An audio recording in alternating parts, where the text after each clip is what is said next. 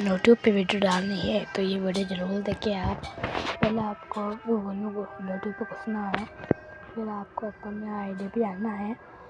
ID पे जाकर आपको अपने आईडी दबाना है। उधर आपको पेंसिल वाला ऑप्शन ज़रूर दिखेगा।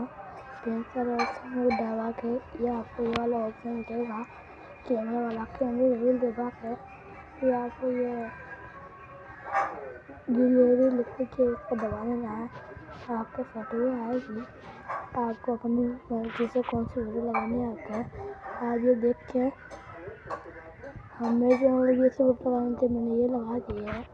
आप अपनी मर्ज़ी से कौन सी वीडियो लगा सकते हैं। जैसे आप ऐसे लगा सकते हैं तो आपको ऐसे लगानी है, तो आप ऐसे जब इसको करके ऐसे सही करके ये ऐसा होगा, इसको दबा देना है नीचे वाले को।